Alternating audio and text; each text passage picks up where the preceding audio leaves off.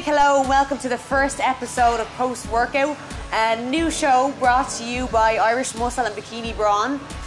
Today's episode, which is the first episode, is here in Rockpit Fitness in Belfast. We are really pleased to have our first candidate, Nathalia Melo. If you're an Irishmuscle fan, you know exactly who this woman is. If you are into fitness, you know exactly who this woman is. You probably have her poster on your wall.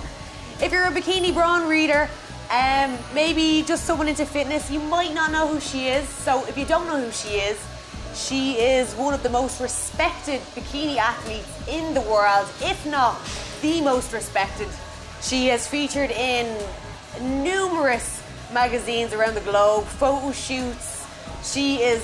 She's the best. So a huge thank you for speaking to us and taking the time. Thanks for this introduction. I feel so special now. No big deal. It's well deserved. So special. Oh, we need to get the Irish people informed because, you know, obviously the bodybuilding scene is it's so new here in Ireland, and we thought it would be a great opportunity to kind of introduce and, you know, you're the perfect candidate for it. Thank you. So I'm sure the people watching, especially that are not involved in the bodybuilding scene, are going to be like, what the hell is such an amazing international athlete doing here in Ireland? What are you doing here in the rain? Why are you here? Well, thank God I brought my umbrella. Well, you asked for personal reasons. My now fiance is originally from here. Yeah. And he plays for Ulster, and obviously he couldn't move to Florida where I used to live, and we did long distance for 2 years, so it was time for someone to move. Yeah, make the commitments. Yeah, so I moved because my job is a lot more flexible and I do a lot of traveling with seminars and stuff.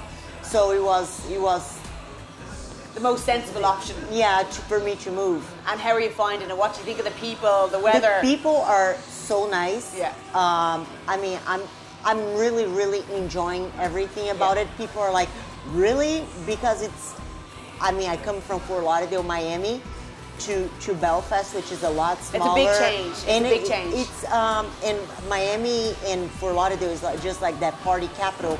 In Belfast, it's considerably more conservative. Yeah. But I'm actually enjoying it. It's very family oriented. People have been super helpful, super nice. I like it. Well, the weather, however. We're literally giving out about the weather here now, that we're in out of the rain.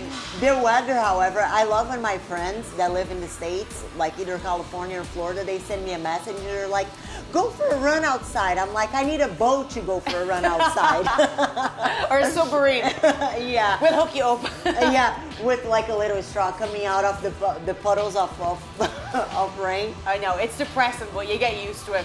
Yeah, I think it's all about the mindset too. Yeah. You know, I'm happy, like as a whole. Yeah, so that's the most important thing. You know, my personal life, my professional life. So I think that is just making the best of everything. You know, it was, and when people ask me, it was my choice to move here. Yeah. You know, nobody put me in a plane and made me move. Yeah. So I have two options: one, come here and complain, or two, make the best of it and see the best of everything. Yeah. So. To be fair, it's a great little place. It's a lot of character, and you know, there's a lot of talent hopefully coming up through the ranks. You know, and maybe with people like you there, you know, in the spotlight, you know, maybe it'll help it more so. But obviously, you know, now that you're here, you said you were here a year. Yeah, almost a year. It's gonna be a year in May.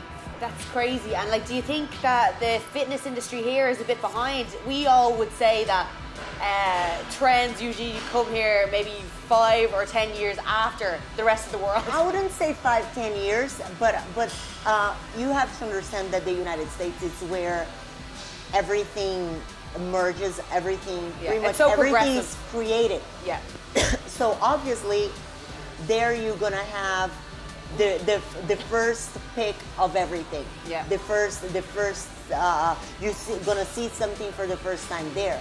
So definitely it is a little behind. Even for bikini itself, bikini has only been around here in Ireland, if I'm not mistaken, for 1.5 years, 2 years. Yeah, 2 years, yeah. And it has been around in America for like 6 or 7. Yeah, it's a big difference. So it is a big difference, but I think that I've been noticing that the Irish public it's being very open to learning.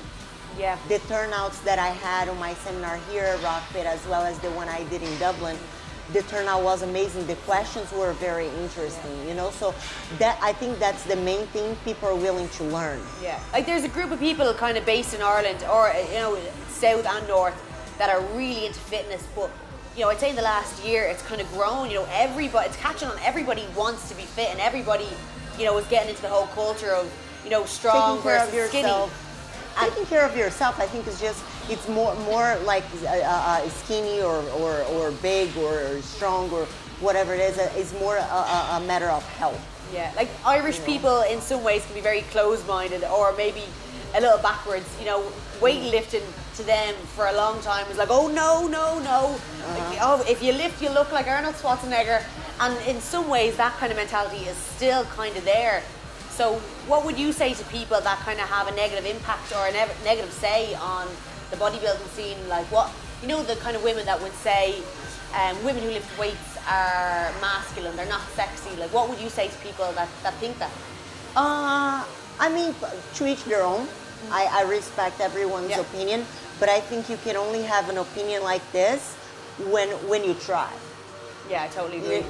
You know, like, so it's very easy for people to point fingers and just say, oh, if you lift weight, it's not humanly possible. Yeah, it's not. Like 90% of the time for a woman to get bulky and big. Like, you have guys who have been training for years, and when I say years, I'm talking about 20 years at least, and trying to get big. And they produce the hormones, and they eat accordingly, and they do everything by the book that needs to be done to get big. So somebody that is just starting to work out, mainly a woman that does not have the hormone to get there, to think that they're gonna get huge, it's just a matter of educating. I think it's a taboo that has been created, and I'm glad to see that is slowly being taken away. Yeah, I totally agree. And would you change the fitness industry here in any way? You know, if you could step in as Minister for Health, what would you do? How would you change the Irish mentality towards fitness? You know, obviously you're here a year, so I'm sure you kind of see the differences. Yeah, I mean, but to be fairly honest, you never see anyone here, like in the UK or in Ireland or overall in Europe, you never see any, it's hard for you to see somebody like severely obese. So people are fairly healthy and in shape. There's actually, they say at the minute, the obesity is an epidemic in Ireland. Well, I think that coming from the States. It's, yeah. You know, so you've seen it on an international level. Oh, like whenever you get there, I mean, it's hard for you not to see somebody who is borderline morbidly obese.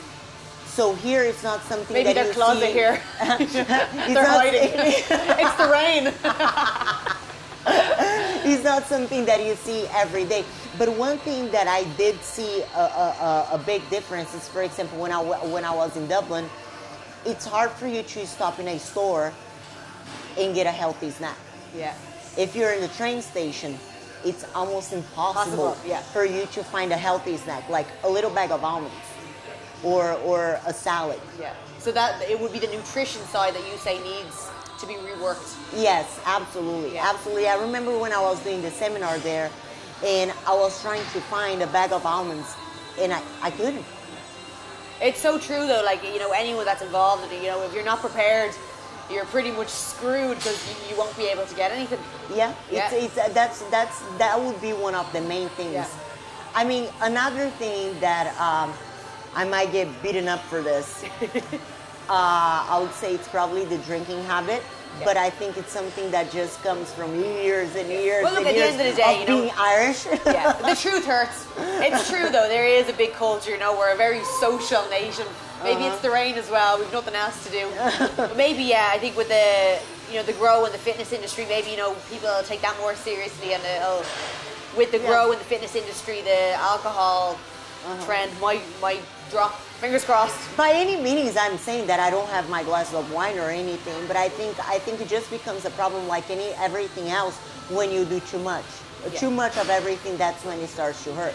Maybe we'll put you forward for the Minister of Health now that you live here. Nathalia Melo for Minister of Health. I'm going to put that out there. I think she'd be a great candidate. Thank you.